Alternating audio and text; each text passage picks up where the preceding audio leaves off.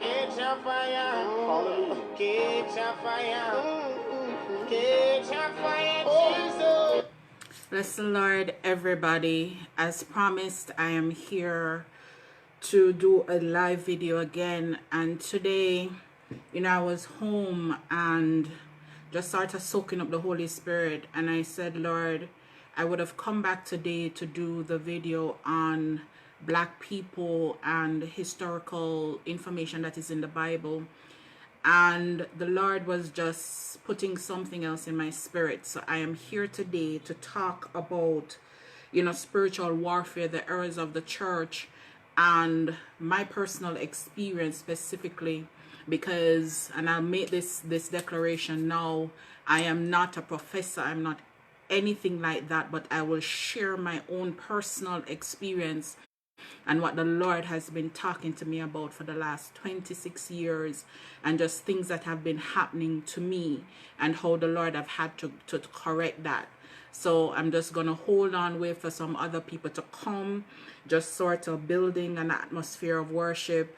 The next, I'm going to be playing a song by Jason Mighty. I don't own the rights to it, but we're just going to get into that place. So enjoy while we wait on others to come.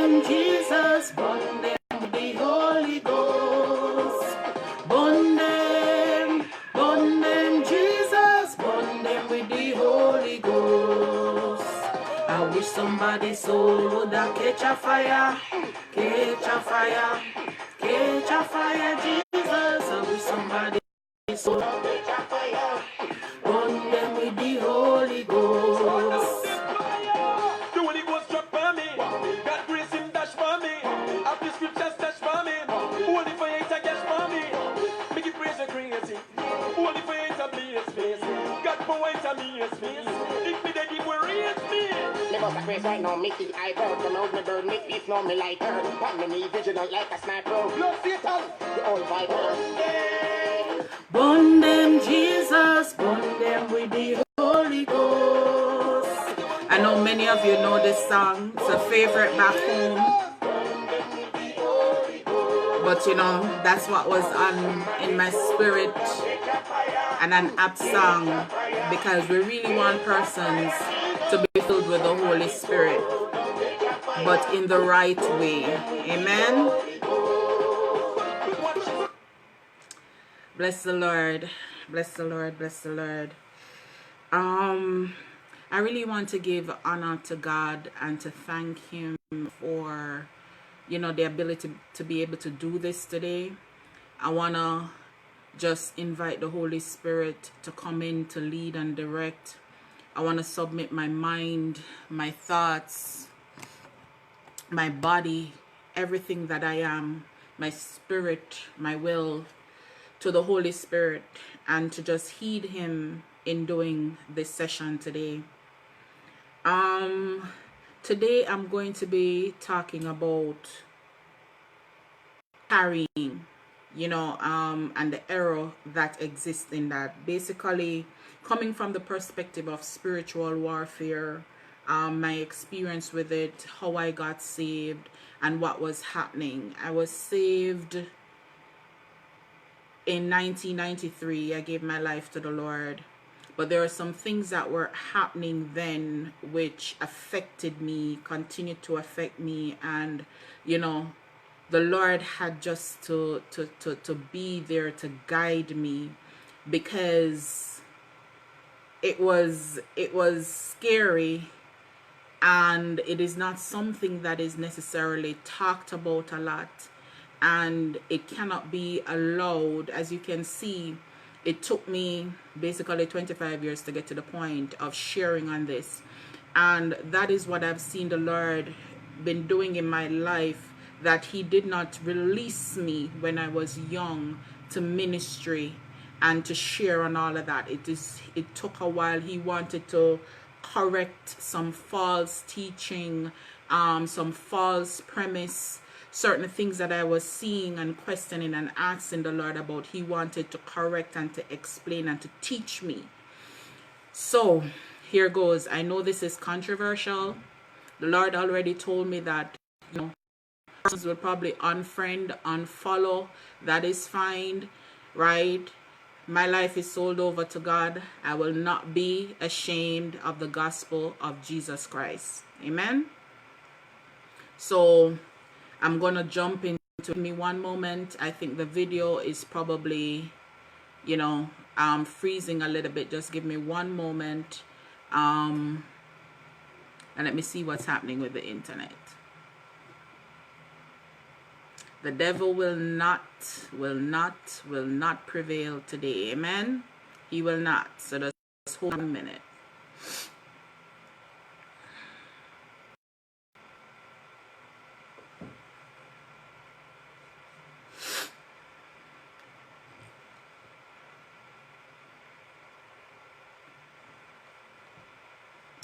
Amen. So I'm just gonna jump into the teaching, and I pray the Lord just guide us. Hold on, I'm gonna turn off some more devices.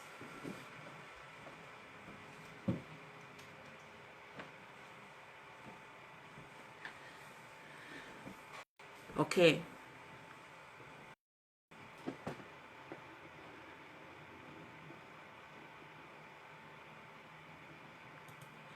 So, as I was saying before, I was saved when I was a child. I was saved from the age of 12, I think it was. I remember clearly that it was a Saturday, and my mother had sent me to go to Girls Guide. And I went, and it seemed that they were having a tarrying service or something downstairs in the prayer room. So I went down there, and, you know, I participated, just basically followed the instructions that I was given. And that moment changed my life completely, just making that decision to go down there. When I went, and in that room there were many children, and we were down there, and, you know, a lot of adults working with us and directing and guide us as to what to do and what to say and all of these things. And I remember sitting in that room at one point, and I'm thinking within myself, like, I was analyzing everything that was going on, and I'm like, Lord, is this what's supposed to happen? And you have to understand, I'm a child, and it's but something in my spirit, right? I'm like, should I be listening to what everybody is saying? Should I be repeating what this person is saying? Should, you know, this person is saying, oh, I need to say this, and like, yes, encouraging, yeah. And it was many hours down there. And by the end of the night, you know, they said that I was filled. What happened when I went home, and this is, you know, basically probably the first time I'm sharing this story publicly. What happened when I went home, it's like the Lord was sitting on this shoulder and the devil was sitting on this shoulder, and it's like something was saying to me, you're not filled, and You know, it's like I was being tempted, but the temptation was coming from, you know, don't tell your parents, and, you know, don't tell them that you're getting baptized the next day and all of this. And I came on this heavy temptation that I didn't understand. I didn't know what was happening. I was just in my room sitting and just looking off and wondering, Lord, what's going on?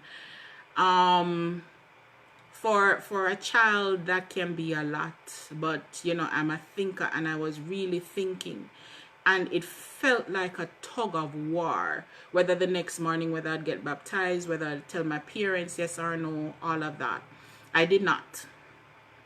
And I was supposed to take clothes to get baptized, and I don't remember how I work it out.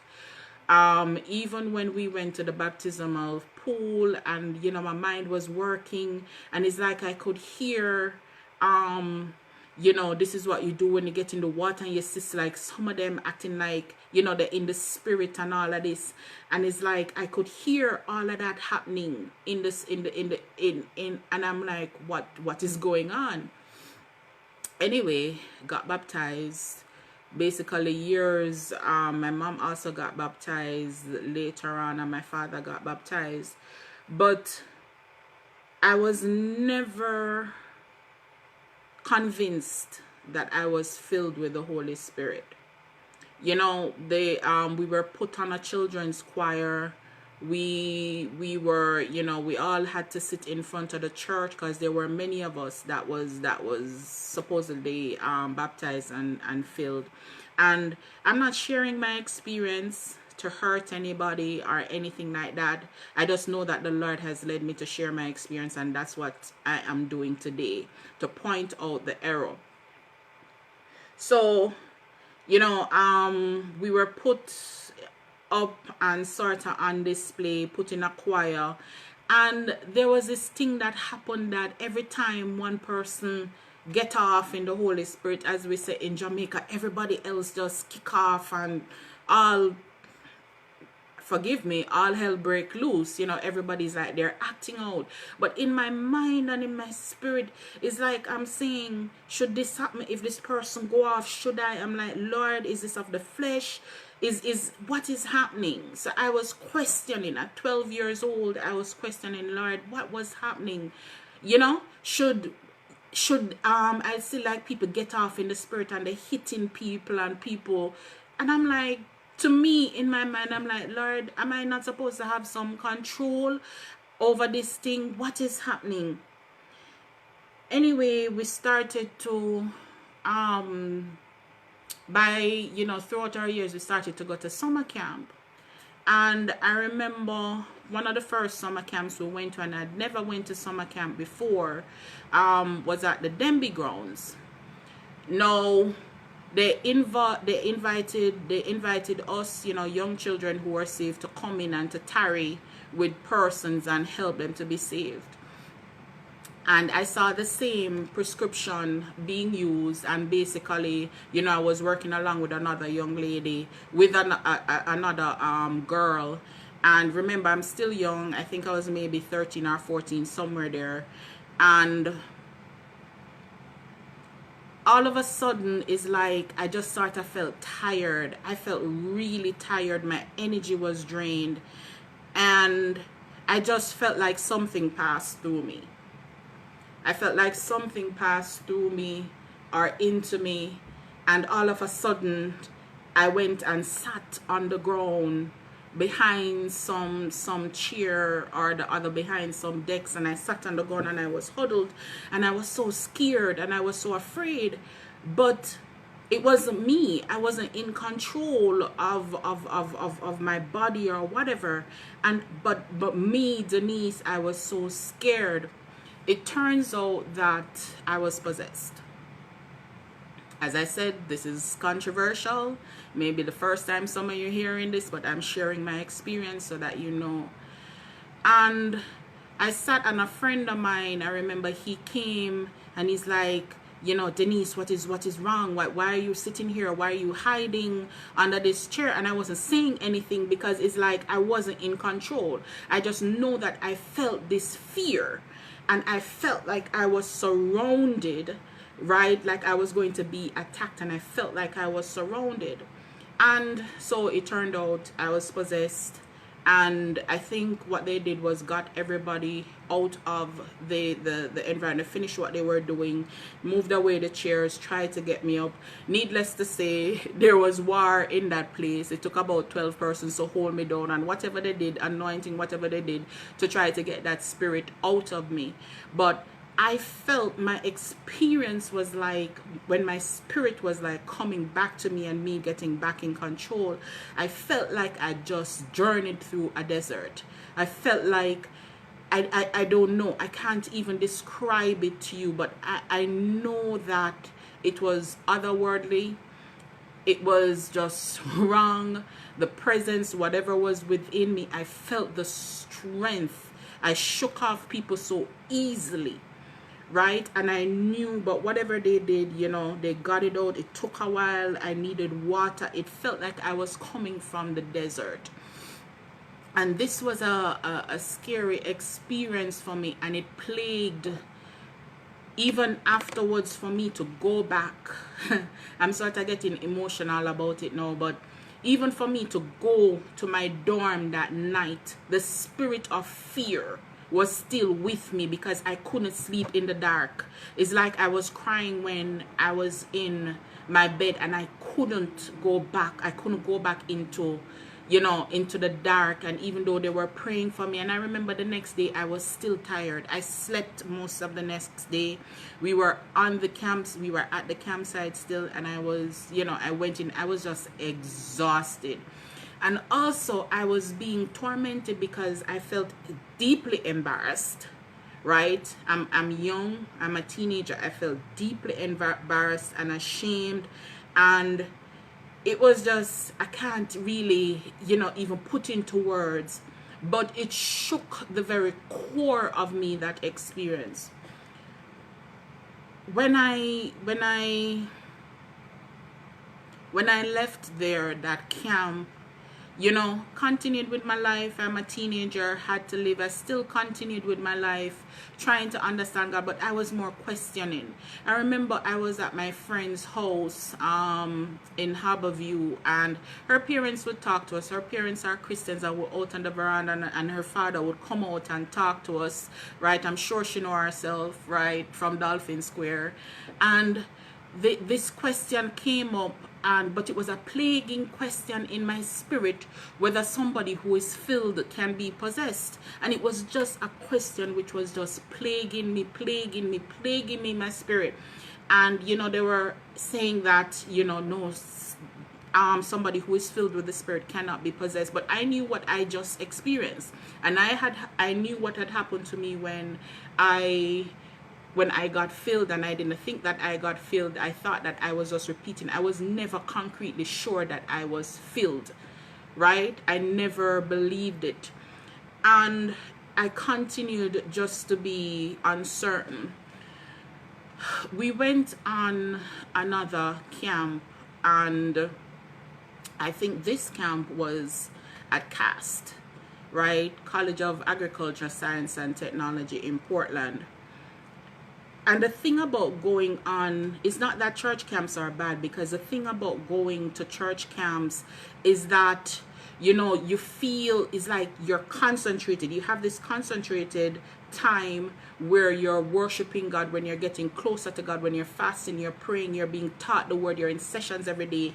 And so, you know, it's like I was talking to God. And I remember I was sitting in the classroom in one of these sessions, and mind you, this may be like 2-3 years now, and I was sitting in one of these sessions, and I was looking at, and I heard this mighty wind coming. For lack of a better word, I heard this mighty wind coming. I could see very far down, like everything was shaking, this breeze and everything. And all of a sudden the breeze blew inside the room, knocked me out of my seat. And the next thing I know, I was on the ground, and I was just talking in tongues all manner of tongues. I couldn't stop. It was, my mouth was just going so fast. I was just talking. I was just crying and worshiping. It's like the Spirit was on me. It's like my pores were open. It's like everything that was on me. It's like I just knew I was filled with the Spirit at that time. There is nothing, no one who could tell me that I was not filled with the Spirit. And I was just going. I think for hours I was probably just there talking in tongues. I probably heard Spanish, Chinese, Japanese, German, everything. Those are just the tongues that were coming. And no, the demonstration of that in filling, right, was just for years. I still had that tongues. I was not speaking the same tongues like everybody else, but I still questioned God, and I said, Lord, how am I hearing everybody else in this one tongue? Is it that people don't, are they not speaking different tongue? Why are they saying the same thing? Why is somebody repeating the same thing that somebody else is saying? And I was just asking, all of these questions because I was not convinced of what it was that I was seeing, and I knew my experience. And from my experience then came my gifting started to just flourish. Now, how I was filled is maybe not the experience for everybody, but I'm gonna read from Acts 2. Right? I'm gonna read from Acts 2 and from other scriptures. When the day of Pentecost came, they were all together in one place. Suddenly, a sound like a mighty rushing wind came from heaven and filled the whole house where they were sitting. They saw tongues like flames of fire that separated and came to rest on each of them. And they were all filled with the Holy Spirit and began to speak in other tongues as the Spirit enabled them. Now there were dwelling in Jerusalem God-fearing Jews from other nations under heaven. And when this sound rang out, a crowd came together in bewilderment because each one heard them speaking his own language. Astounded and amazed, they asked, "Are not all these men who are speaking Galileans? How is it then that each of us hears them in his own language?" Parthians, Medes, Elamites, residents of Mesopotamia, Judea, another word I can't call, Pontus and Asia, right? Egypt, different parts, both Jews and converts to Judaism, Cretans and Arabs, we hear them declaring the words of God in our own tongues. Astounded and perplexed, they asked one another, "What does this mean?" But others mocked them and said, "They are drunk on new wine." And then Peter stood up with the 11, lifted up his voice and addressed the crowd. "Men of Judea and all who dwell in Jerusalem, let this be known to you. Listen carefully to my words. These men are not drunk as you suppose. It is only the third hour of the day. No, this is what was spoken by the prophet Joel. In the last days, God says, I will pour out my spirit on all people. Your sons and daughters will prophesy. Your young men will see visions. Your old men will dream dreams. Even on my men servants and maid servants, I will pour out my spirit in those days, and they will prophesy. I will show wonders in the heavens above and signs on the earth below, blood and fire and billows of smoke. The sun will be turned to darkness and the moon to blood before the coming of the great and glorious day of the Lord, and everyone who calls on the name of the Lord will be saved. Now, in this scripture, in these scriptures, you can hear the similarities of what my experience was and how I finally got filled. But there are some things that the Lord is telling me to point out about the incorrect way in which we try to get people filled with the Spirit. You have to understand that you of your own power cannot fill anybody with the Spirit. You cannot come to them and say ashama shama shama and say this and say that and speak in the air, which is the experience that I saw and that caused a lot of things to start happening to me. What happened, because you have to understand that spirits can transfer from one person to the next person, right? A pastor can transfer spirits onto you if he's not delivered, right? If he has prevalent sin in his life and he's not delivered, he can transfer spirits from you with the laying of his hands on you. He can transfer spirits on you when he's praying for you, or when you read his books, or when you listen to his songs, things like that. You have to, the Lord says, for lack of knowledge my people perish. So I'm saying some things to you that you might not know, right? And I'm not criticizing anybody. I'm opening up your eyes so that you understand, and I have to explain what my experience was and how the Lord had to carry me through.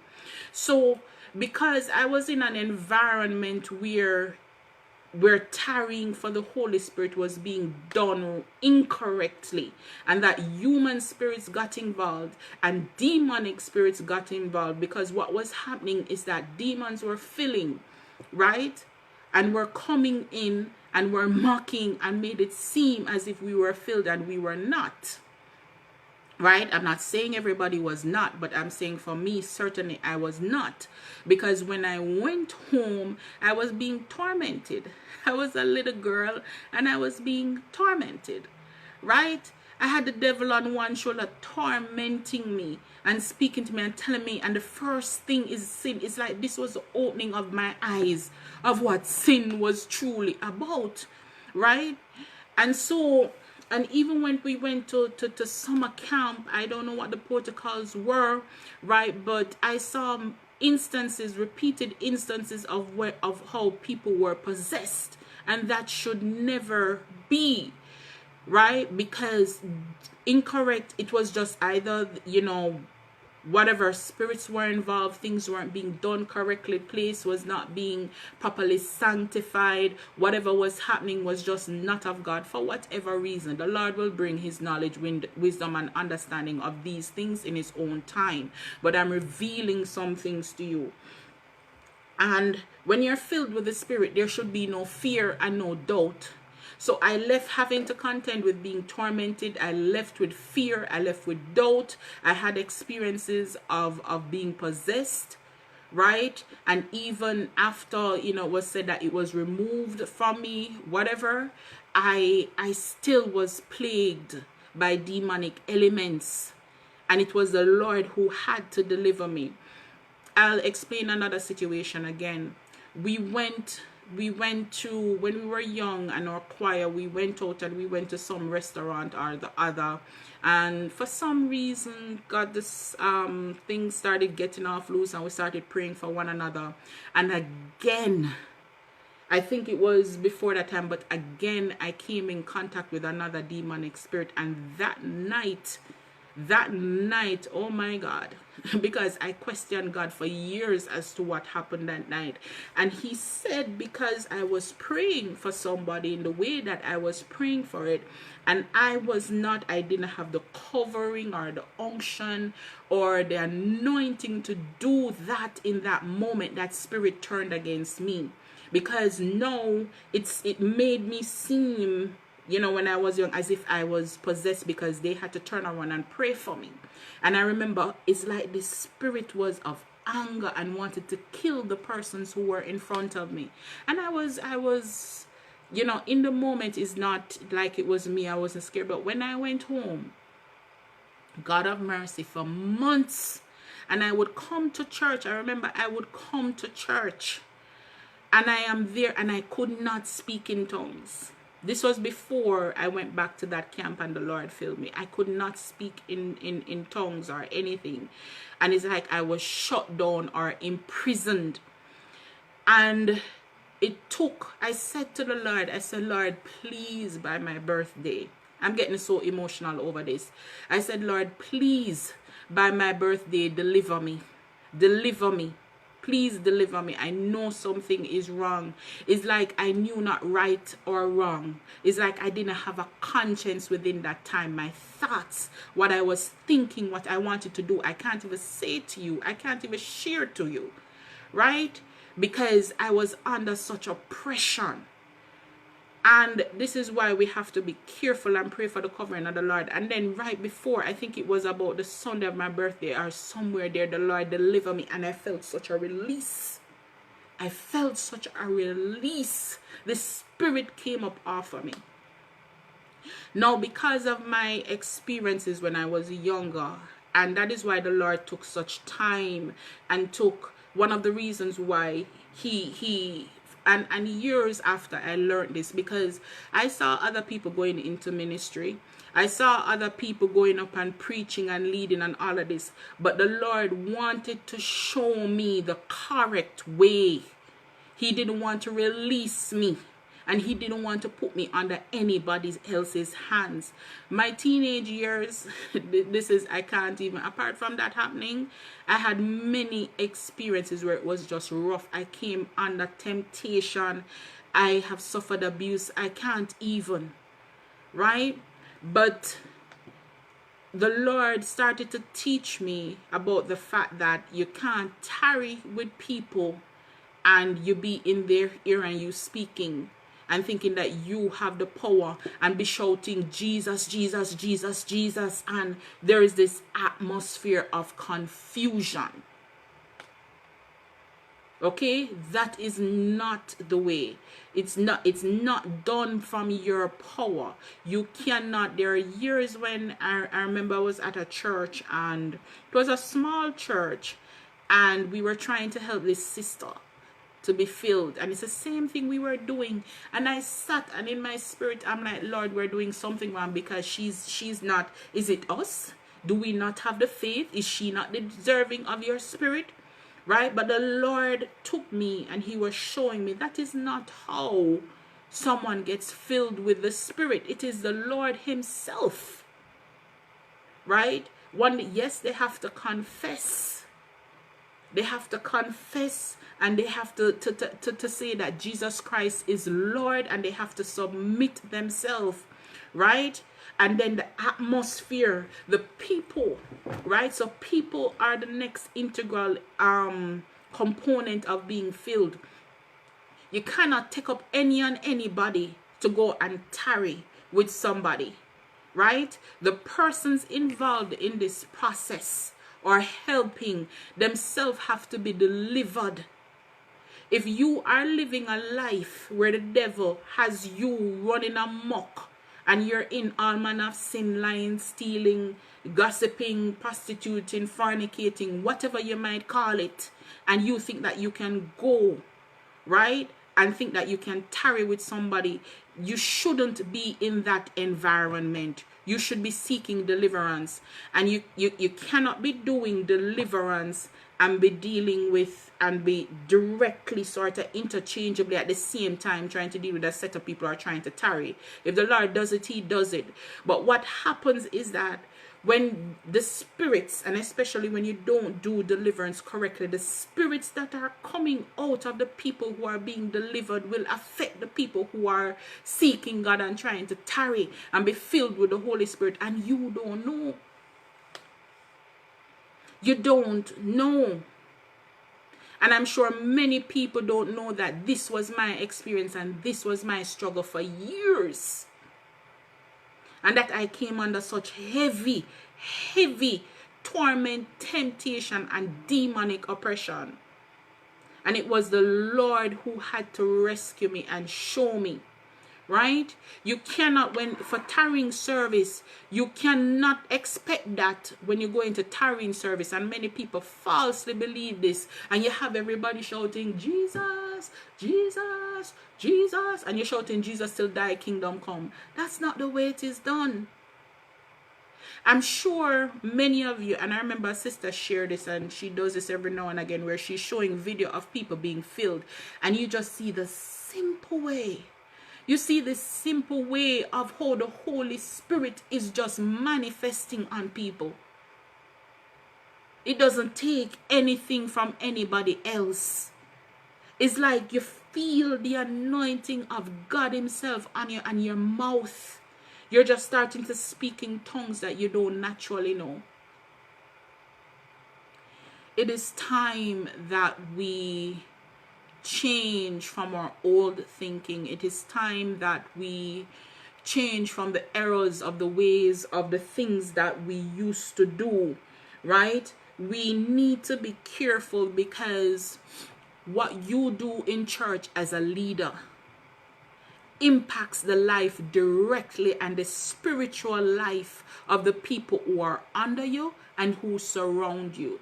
So when you do tarrying services, or you're helping people be filled with the Spirit, make sure that the people who are working and who are there to support, that one, before the session begin, you all are in a worship atmosphere. You're in a praise and worship atmosphere. These people must be sold out to God. Their life must be right. You understand? You're going to need some people who discern. Some people who see clear and can tell, right? 3, you have to also get that person into the place of worshiping and submitting their spirit to Jesus Christ. But the discerning spirits, prophetic, all of that, those sort of people need to be around and in the session. Because, you know, I remember, and again, the Lord is just bringing forth another experience to mind. I remember in church, it's again when I was younger, and I was on the choir loft. And I remember a lot of times when I'm on that choir loft, I am seeing things and the Spirit is talking to me. And because I was young and I doubted, and the church that I was in, to be quite frank, oppressed the spirit of prophecy in the church, right? I couldn't really talk out, but I remember one time I was seeing visions. I saw a snake, you know, upon the rostrum leading up to a minister. I remember sometimes I'd look up on the balcony and it's like I know that there was a presence of angels there with us. I remember also one night, I think it was convention or something, and persons came to the altar, and there was one particular person in the sanctuary who my spirit at all times was on alert. It's like I was a watchman, and every time that person came in, I knew, but I was young, you know. I was young. I knew this person had demonic influence, had demons in him. And I would sit and I'm like, Lord, why do they allow him to come, or why are they allowing him to touch others? And the Lord was telling me that what he was doing, he was releasing spirits on these young children. And I remember in my later teens when I saw it one time and I got up, the spirit just up in me, and I went down to the rostrum and I saw this young lady, and I got to the young lady before he touched the young lady. And by the time I was done, it's like I couldn't breathe. Maybe I should not have gone, but I just got up and go, and it's like I felt like something was strangling me, and it's not a person. And I went to a minister and she prayed for me, and I felt like the thing was strangling me and I couldn't breathe. And finally I was released from that. And the years after that, I had an issue with anxiety. I fought that spirit for so many years. So many years, anxiety. But the Lord was with me, and I've been delivered from that. God bless you, Tarrying. You know, I'm just being obedient to God. But, you know, I'm getting emotional because I remember the struggle. I'm just remembering the struggles that I went through because of things which were the error of the church. And I'm not just talking of the one specific church I attended. I'm talking in totality of what we are practicing nowadays. And we have to be careful of what we are doing. because I came away so many times having to fight demons and pray and be seeking the Lord and wondering what in God's name, Lord, is happening to me. And that is why I specifically, my ministry is specifically, strongly, broadly in spiritual warfare because of my experiences. Not only from a child or from a babe did I have gifts and the gift of sight and could see and all of these things, but because of my experiences in the church and because of how, remember that one main experience, how they tarried with me, I came away with demonic elements rather than the Holy Spirit. So another thing that I wanted to share was that also for as the years progressed, because I was saved at 12, but as the years progressed and the Lord had delivered me and I was finally filled with the Holy Spirit, my gifting started to heighten, started to speak more in tongues, many tongues, even but what was happening and I didn't understand. And because I wasn't a name in the church, no one really took me.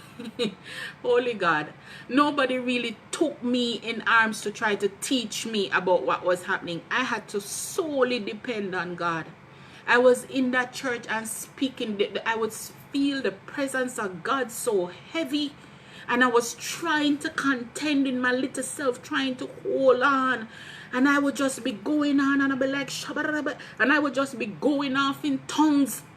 But I knew when I heard certain tongues, I would speak in a tongues that sounded like German. And I felt like warfare.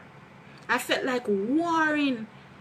And I didn't know why. And I would start to speak and I'd start to bind and and you couldn't hold me, you couldn't contend me. There were days when I was, and I'm speaking things that some of you will probably watch and you'll see and you will remember, oh, she was up there, it's on the balcony. There are times I'm on the balcony. And I remember there just this period where I'm on the balcony. It's like, and I'm trying to contend. But the Lord was on me to speak, and I was so afraid to speak because I knew that they would shut me down. It was a church that oppressed the prophetic in the church, and I saw it happen to so many people. And I remember going back for years and would even pray for these people, and I saw it. But the Lord was speaking to me, and he told me that a judgment was coming, and all I saw was fire. All I could see was this church on fire, that the Lord was just coming, and there was this judgment, and I was just crying out, and in my little self I couldn't understand what was going on.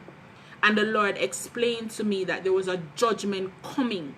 And even years later, he started to reveal more about the people who were leaving hurt, the people who were cast out, shunned, whatever it was, right? Including myself. And the Lord was revealing these things to me, and it was just so much. But no one took me into arms to teach me because I was not a name. But the Lord had me. So you have to be careful when you're in church and what you're doing, because people will leave with spirits that torment them and plague them. And I'm speaking from experience. Now, people come to church and come to ministry because they're hurt. And I'm speaking now to people who desire to serve in church. When you go to serve, you cannot go to pride and ego. You cannot go because you simply seek to serve. When you do things like tarrying, or even just being at the altar, you need to commit and make sure that your life is in order. You need to make sure that your life is in order. You need to make sure that you know Jesus Christ for himself. Because people will come for deliverance, and you don't know that you're contending with a demon or a stronghold right? A group of demons, legion, whatever it is. And you will take on these things unto yourself and you will be defeated. And they will torment you, right? But also you will come with your own set and you'll pass this on to people. And so these, rather than being delivered, people leave being unfulfilled. A lot of times when you don't see, if you don't see the fruits in the church, if you don't see people being filled of the Spirit, if you don't see people being healed in the church and being delivered of whatever situation they are going through, and how you know is because there is a change in them. They come back with a testimony and they tell you that they have been delivered. If you're not seeing this en masse, then something is wrong. What you're doing is wrong. The procedure is wrong. The spirits are wrong. Because let me tell you, Catherine Kuhlman is one of the persons that from the first time I learned about her, and you can research her, Catherine Kuhlman with a K, Catherine with a K, Kuhlman with a K, Kulman. From the first time I learned about her and I watched some videos of her service, it's like the spirit in me say, aha, that is how it should be. She was a little frail lady and she never touched anybody, really, to heal them. When she came into her session and just the sessions of worship and just praise that was going on, and then she started to introduce people to Jesus Christ and the Holy Spirit and started to personalize and talk, and the Holy Spirit just manifest in that place, and people who in wheelchair en masse started to walk, and people who couldn't hear started to hear, and people who just had all sorts of issues just started to be delivered, and she didn't have to touch any of them. Because what? The Lord himself was doing that in and of him. Him alone, and he released his angels, because she spoke about the helpers that the Lord has sent to help people. And in those services, thousands, tens of thousands of people would go and would be healed. So it doesn't need you to be pumping up people. And mainly, I know I'm talking to a Jamaican people and a Jamaican audience right now, and we see it and we know, right? It doesn't need you to pump up people. And every time you're saying hallelujah, all they can respond is hallelujah, praise the Lord, and all they can respond is praise the Lord. Are them don't say nothing, are they sitting down? You should never, when the Spirit, let me tell you, you should never have to pump up people in church. You hear me? You should never be a praise and worship leader. I have to pump up people. It is wrong. It means that these people are great. You think God is going to come down into that? Another instance of things that I've learned throughout the years, and in the latter years I've tried to teach people this, right? You see that music? When you're in church and you ask people to praise the Lord and them can't praise the Lord and they can't say anything, and then all of a sudden as the music start, da da da da da da da da da da da, or even like, all right, so I'm playing this song, right? You hear the song. As Jamaicans, we know about the vibe and the drum and all of this, and then the drum leg in the church, and you don't know that is a spirit. That is not God's spirit. A lot of people kick off in church, as we say, or get into spirit because of the flesh. The flesh get excited. It is one of the same reasons I don't go night. Because, and I know from experience as a child too, the same thing, I keep on having these experiences as a child. That drum, the influence of the drum and the beating of the drum, right, will bring in and usher in demonic spirits, because when you're dancing and you're moving, you're doing it of the flesh, and your spirit opening up, and you think is God you're opening up to, is not God. I think there was a case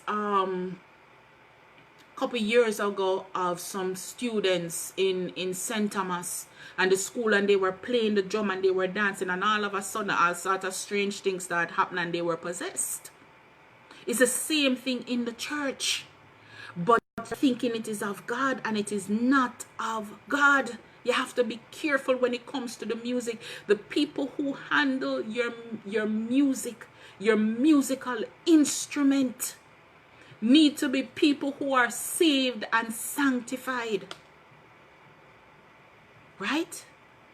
Because spirits will come through them. I have seen it when I was young. Right? And I would analyze, and I'm saying these people who are, and it's me and God talking, because I'm seeing it as a child, and I'm saying, but Lord, these people are living this type of life, and you know, I've never seen them speak in tongues. I've never seen them really worshiping and praising. But every time the nice music supposed to play and the vibes, them in it. Before I left Jamaica, there was an instance where the Lord, I was shooting a video, and the Lord was speaking to me of somebody who had come up to the altar, and he was saying, put away the video. He was saying, get somebody else to shoot the video, and I was to just free up myself. What happened? And then there's a situation with the person who was drumming. There's always this drumming, and it's loud, and you cannot hear the people sing and worship and whatever, and people just go off of the drum. And what happened, this young lady came up, I guess you can say she was possessed, and it's like she was up there and she was signing to the preacher, and by the time the person came around to relieve me, and my back was turned, and the Lord had said to me to anoint my hand, she was over to the drummer, and she was making some signs at the drummer, and she was commanding the drummer, and it's like she was commanding the spirit that was there. And so I had to take her, and you know, ministers, whomever, and we prayed for her and whatever. But a lot of people don't understand the spiritual things and that spiritual warfare. Some of the biggest battles of spiritual warfare is fought and happens in the church. And people will come to the church seeking deliverance and leave with more demons and more problems than they came with. That is why it is important. It is very important that when you go to church, or you have to make sure your church, whether you're attending church, whatever, you're in charge of the church, that you're going to a church which is a Bible-believing church, and that your ministers are true people of God, sold out to God, sanctify themselves and humble. Right? I have seen also in most recent years when I had to ask the Lord, I said, Lord, why aren't these people getting saved? Why aren't they being filled? You know I felt your spirit and whatever, but he was saying to me that some of the things I was seeing, because I saw people on the ground, but I remember I saw people start moving like snake, and I'm like, Jesus, I'm like, Lord, that's not your spirit. And what he was saying to me was that there were people who were coming up, and there were spirits that were being released, and so it was demonic spirits. They weren't being filled. It's because of the praise, the worship, and also the people who are praying. Some of the people who are praying were, because that atmosphere, because the anointing of the Lord came down, those spirits were in torment. And so you were seeing the manifestation. There are people who I would hear them speak in tongues, and there is, in my spirit, the Lord is saying to me, that is not my spirit. That is not a spirit of God. That is a demon. Right? So it is, you have to be careful. This is why you need people with the gifts of the spirit to discern, to understand, to have wisdom, to be humble. Because church is not a play place. Some people only go to church on Sunday, and they don't take church home with them during the week, and they live the life that they want to live, and they don't know that they have to be sold out to God. These are things that it took me 25, 26 years to learn, to understand. right? And now is the time that the Lord, as I said, I was supposed to do a different video today for those of you who joined late, and the Lord was just on me 3 times today. He pressed on me and in my spirit to just speak about the error of the church and speak about the error in how people are tarrying for the Holy Spirit. We are doing wrong things. We are causing people to be oppressed. And we need to be careful because, mind you, it's not only sinners going to have to answer to God. When you go to heaven, you're going to have to answer to God for what you did and what you allowed to happen. Right? So you need to have understanding and wisdom and knowledge about the spiritual things. And these are tangible things. For me and my life, it is tangible. Right? When it comes to the spiritual things, and we might cute up the word, may talk about demon and demon activity. It is tangible for me. Dreams, visions, right? I have seen how demons hide. I remember just sharing my experience with you. I remember I was at work and just talking to this young lady for over a couple of weeks.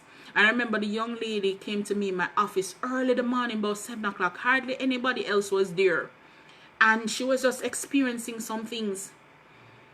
And I remember she shared with me about, like in the night, she said she was having a dream where she saw like a spirit was coming through the window. And she was so afraid. And then she saw the spirit disappear. But what she didn't know, was that the spirit had possessed her. And this is how I know concretely, apart from the Lord sharing with me and letting me know. She was crying and expressing a problem that she was having. And I took her and started to pray for her right there in my office, 7 o'clock before anybody come, and she was crying. And all of a sudden, it's like she could not withstand my touch. And I rarely, and this is another reason why I don't like people hug me, right? And I don't go and hug somebody on purpose. You understand me? I don't go and hug somebody on purpose because I'm so sensitive to spirits and I have to be careful. But when I took her in my hands and she started to get upset inside the people in the office, but luckily it was me and her, and she get up. And when she looked back at me, and I know it wasn't her, I knew it was a demon. And when she looked back at me, she cut her eye off me and left the office. And I think she went to the restroom. And when she came back a little after, because I had to start working, and she apologized and whatever. And she said, Denise, when I went to the bathroom, she said it's like she couldn't breathe. She said the demon was strangling her. And the Lord told me that I only had a narrow window to try to help her. I didn't know. That is why I say everybody is not called to ministry inside the church structure. There are people who are called to help deliver people right there inside the workplace, wherever you are. So, she came to me and she said, Denise, the demon she couldn't breathe. She said she was on the ground inside the bathroom by herself and she couldn't breathe. But as I said, the Lord told me I only had a narrow window, because it's like now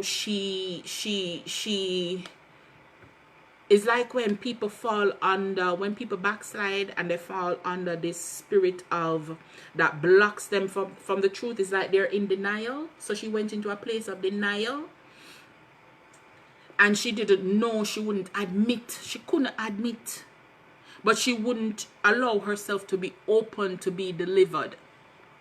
Let me give you another experience. Another young lady came to me within that same time frame. We were like, spirits clicked. And it's like, like you meet somebody, it's like it's like when they say, two sticks come together, you just catch fire. But I remember that she started to share with me, and she had like epilepsy and serious health issues. And I remember that I was supposed to go to a play for my friend. My friend's church was having a play. Now, we decided that we were going to go. We drove in separate cars, and we are there, and we're on our way walking to the building. And all of a sudden, she started to have one of those episodes. What happened was, in that car park, so we had to get her to sit. And I took her into my arms, and I was praying for her. And all of a sudden, I start to hear this laughing in my ears, just very soft. I start to hear this chuckling in my ears. I said, devil, you're a liar. And I started to pray. Now, we're out there, but she decided, it's like it tapered down, and she decided that she wanted to go home. And they didn't come in. They didn't come into the church. That night, when I went home, so I stayed, I saw the play, but that night when I went home, and I was in a season where I was like deep in God. I was just praying, I was just cleansing myself. It's like the Lord was building me back up. And he was teaching me. I had a mentor at the time, was teaching me about my spiritual giftings. This was the first time the Lord had allowed anybody to interfere or to be a teacher to me of the things of the spiritual. That night, so it was in the season, and so I had sessions where I was learning about demonic influence and how they present themselves. I was sleeping and my spirit awoke, and when I looked to the side, my spirit only saw the bottom half. So this was like one of the first times I was truly seeing a demon, and I saw the bottom half. People, let me tell you, when I woke up, I went into a piece of warfare for a couple of hours, good, praying, and I could see where the young lady was, and I was praying, and I was binding, and I was warring, and I was releasing, praying for the release of angels, and I was just going in. And let me tell you, what came out of that later, the young lady told me that she no longer had the issue. Like, because she would get sick often. She said she no longer, for a good period of time, they realized that she no longer had that issue. You see, because I heard that demon presented himself. And that is one of the things you have to learn about warfare. You see, when they make themselves known, you deal with them. You deal with them. Now is the time. You more than any other time that you have a right, and you know categorically that they're there and they exist. You war against them. And you command them to come out and go to the pit of hell, or come out and go to a dry hard place, touching nothing and no one, and go to Jesus Christ for judgment. And so that is how, these are the experiences, some of the experiences I've had, which lets me know tangibly that demons exist, that angels do exist, right? I have been attacked, not once, not twice. Myself have to be warring with spirits, because they know that I know, and they know that I can see. When the Holy Spirit allow me to see, they know I can see them. And this all comes out of my experiences when I was young, because the Lord built me up and didn't just, throw me in it quickly. He built me up until I was at a place where I could have a ministry. I could pray efficiently, not take them onto myself. Right? That is why I've shared with some of my closest friends that I am now in a season of spiritual cleansing, because I'm learning so much more about demonic elements and how they're hiding among us, and how they're hiding in the church, and how they hide in our lives. And I pray God allows me to share some of this with you. I don't want to scare you off, right?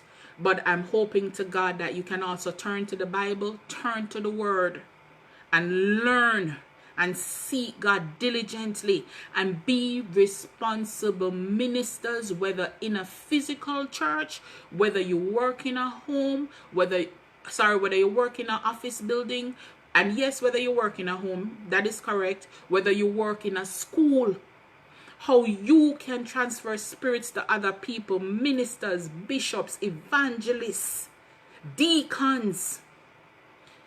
I remember, I'm sharing, the Lord is just bringing up experiences. I remember they called me up to pray one Sunday. And before I had the opportunity and before I realized, a deacon put his hand on my head. I do not allow anybody to put their hands on my head unless the Lord subjects me to it. And when the man put his hand on my head, Jesus, have mercy. My spirit was one cross, but my spirit felt this load. I could hardly pray good. But my spirit automatically knew that he released something on me because he wanted to nullify the prayer that I was about to do. Be careful of people who you allow to hug you in church and put their hands on your head. Anybody who has been around me, and I've shared that experience, was around me at that time, and I shared the experience too of where the Holy Spirit was telling me about people coming and putting their hands on the head, and they were releasing spirits on people. Right? I'm talking truth. Right? I'm talking things which exist. You might not see it, you might not be aware of it, but it is in operation, and it is something that I've seen over and over. Get into the Word of God. Get into his word before you even step into church, because remember, spiritual warfare, before you even step into church, you should be armed. Your spirit should be amped up. You should be playing some music and in a place of praise and worship and in prayer before you step into the people them church, so that you can fight and help to build. And also, there is no way that you should, as a choir leader, or you should as a worship leader, or as a minister, be going up and pumping up people and asking people to praise the Lord and thank you Jesus, and it's just the same thing them can repeat. There is also, you should be careful not to hurt people and hold up people as if they are gods and princes inside the church. The only person who's supposed to get praise in the church is God, Jesus Christ himself. Once you start to do that, that is idolatry. And you open a window and a gateway for things to start happening in the church, for demonic elements to have a presence in the church. So, as I said before, and I link it back to tarrying, that you have to be careful that spirits can be transferred through laying of hands, through the songs and music, through false methods of tarrying, right? And can even be from the books you read, from what you watch, from people who are so-called, you think are saved, but they're actually, you have to understand, the devil cunning, he puts people in places in the church to amp up and make you think that they are saved, but they just have an anointing, but they are delivered. And I'm speaking about all of us. When you go into ministry, you have to be delivered. You have to be under the blood of Jesus Christ. I'm not afraid for pray. I ask God to put me under the blood and purge me with the fire of the Holy Spirit. Because I wrestle against my own flesh and against principalities and demons because of what I know and what my experience has been. And, as I said, over the last 25 years or so, the Lord has just been speaking to my spirit about the right way of tarrying, of how we should actually help and encourage people and get them to a place of worship and praise and being receptive of the Holy Spirit. Don't jump in and try to fill people. You can't fill people. Tarrying is asking, what do I think about churches celebrating Pastors Month? The Lord spoke to me. I was in a situation a couple years ago where the church wanted to celebrate, I think, something for the pastor and to do an event. One of the hold on, I think it's getting dark. You might not see me. Let me see if I can turn on the light. One of the suggestion was about getting the pastor a chair, and it's not the first time I've heard it. Getting the pastor a chair and like carrying the pastor on the chair coming through the church. Now, I think this was the same thing that the church mistakenly did with Bishop Eddie Long, and we saw how that ended up. But the Lord spoke to me so strongly. He gave me such a strong word about that, and I automatically knew it was wrong. And I had to share and just in a gentle way let them know, you know, that is not acceptable, that God is the only God in the church, and that you do not hold up people so that they're idols. You can encourage, you can celebrate your pastors, yes, but be careful that you don't make them out to be idols. You understand? You don't make them out to be idols, because they will take the place of God in the church. It's just as if you're encouraging, if you work at a company and you have an employee of the month, you're doing special things for them. There's nothing wrong with that. But the moment you make it seem as if without this person, this church would never be, or is it because of this person why this is? The moment you do that, that is a big mistake. That is idolatry, and it is wrong. Anybody have any other questions? I'm open to answering questions in this in the session now about, you know, what we discussed and what my my experiences were about tarrying, about the Holy Spirit, about how I was exposed to demons and how the Lord had to deliver me, open up my eyes, help me to walk as a Christian, and basically tried to teach me himself, because what was surrounding, nobody took me in arms to teach me, and what was understood was false, right? So the Lord had to, all these years, everything I've basically learned is all God. It's all God. And that is why, you know, I haven't necessarily been out and be like operating like, you know, in a church or whatever, but he has used me and taught me, and I operate a lot of the times within the workplace. That was my experience back home until I was released a couple years ago to now start helping pastors and helping bishops, right? It's only within a couple years the Lord has released me, because he had to prepare me. He had to prepare my spirit, prepare what I knew. He had to let me know what existed was wrong. He had to let me know of the operation of demons and within the church, right? So I encourage you, read the word of God, submit to the Spirit of God, you know, read the Bible, learn about the gifts of the Spirit. I will do more videos about, you know, spiritual warfare.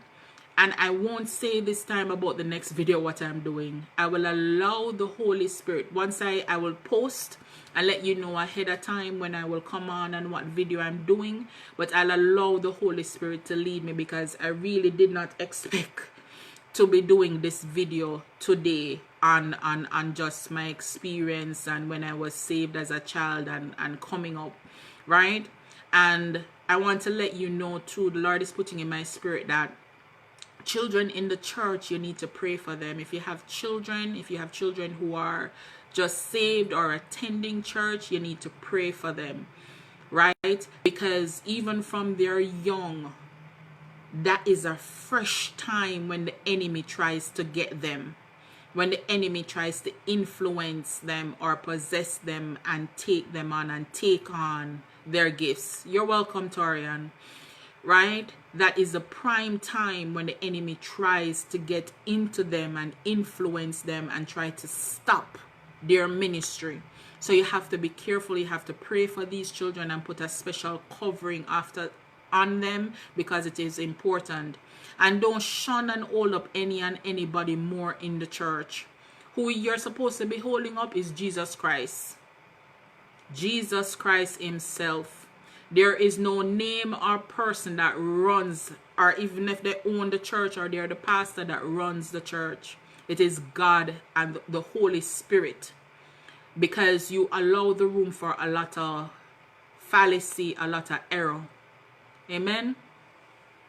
I'm working on a book of the Holy Spirit, and if it's the Lord's will, I'll continue to share.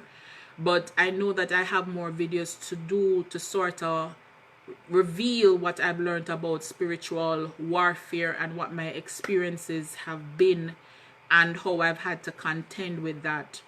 Please pray for me. Just in this season of trying to do the Lord's will and to do, I've come under just a lot of, oppression. I can sense it. I've had to just be praying and getting into the place of God and trying to stay in that place. And I just ask that you pray for me as I try to be obedient and yield to the leading of God. I just want to pray right now. Dear Lord Almighty Father, we honor you and we extol you. We magnify you, for you are holy. You are holy, holy, holy. There is none like you.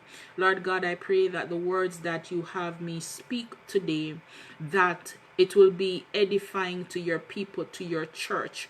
Lord God, we come against the demonic principalities and powers and spiritual wickedness and rulers of darkness that hide in the known and unknown places in the church, those which are seen and unseen, that we will come out of a place, oh God, of allowing these things and the constant hurt which is in the church, oh God, and even the spirits, oh God, in operation in our ministers, in our pastors that seek to hurt your congregation and to turn them away, oh God, and to come against the men and women in the church. Lord God, shut down all of this work right now. We come against the manifestation of demonic powers in our lives, in our ministry, in our church, in our family, in Jesus' name. We bind the strong man in operation, oh God, and we call, oh God, that your everlasting blood of Jesus Christ and the fire of the Holy Spirit would seek to redeem us. Release your angels to war on our behalf, oh God. I pray that for the persons who are listening now, that you would release your Spirit, the Holy Spirit, upon them. Oh God, release a new anointing on their lives. Open their spiritual eyes and their spiritual ears. Touch them, oh God. I pray, oh God, that everybody under the sound of my voice, that the spirit of oppression, the spirit of infirmity, oh God, every principality and power in their lives will be destroyed. I reverse every curse spoken over their lives. I cancel the assignment of the enemy on their lives right now in Jesus' name. Lord God, release a spirit of love and of hope and of goodness and of meekness and of temperance and of wisdom and understanding, oh God, and of knowledge into the life of your people, into their spirits. Lord God, it is not my will, but let thy will be done in the earth, now and forevermore. Amen. Amen. Amen. God bless you, everybody. Enjoy your Sunday evening. May the Lord God be with you. May he keep you. And I pray that you will come into a loving relationship with Jesus Christ, that he will continue to reveal his truth to you, and that you would seek him. Get into the word. You want to learn more about the Holy Spirit? Get into Acts. Get into Acts 2. Get into Luke 24:49 and read up more about the word, about the Lord, right? It says that you are witnesses of these things, and behold, I am sending the promise of my Father upon you, but remain in the city until you have been clothed with power from on high, right? Read the word, and I can tell you, when you will truly know when you come into contact with God. You will truly know when you are filled with the Holy Spirit. As I can tell you, from the moment the Holy Spirit came through that window and threw me down on the ground, I knew I was filled, because I have never lost those tongues. And his spirit and presence has always been with me, right? I say Justina, right? My batchmate from when I was saved, right? So I know when the Holy Spirit, I know I'm filled with the Holy Spirit. There is no doubt about that. And it has been Him who has been with me. And you will know He will be a constant presence and help. He will manifest in your life. He will go to town for you, as they say. He will fight your battles. He will fight your enemies. So hold on. You know, if persons carry on the verse, the Luke passage, it is Luke 24:49, right? Luke 24:49. Also Acts 2 is what I had read before, right? And this was the day of Pentecost when the apostles were saved. You can also read 1 Corinthians 12:13. For we were all baptized by one Spirit, so as to form one body, whether Jews or Gentiles, slave or free, we were all given the one Spirit to drink. Amen. So, and you know, we have the internet nowadays. We can read more, Google, and find the verses for the Holy Spirit. But I just want to encourage you. Thank you, Raymond, Karine, Alvarine, Kimara, Justina, Sharon, Kay. God bless you. Sister Blake, Leo, God bless you. Thank you for joining me. Charmaine, Stacy, right? Everybody. I pray that God just bless you, and I will just continue to be obedient with to Him, to try to just share the word of the Lord with you. God bless you until He releases me to come again to talk about something else. As I said, I will post and let you know when that is going to happen. So stay tuned. Please like, follow, share. Just share the word so that other people know, because we need this error to be removed. And it really took me a place of just humbling myself to share my experiences publicly. Right? So God bless you. See you guys later. Bye.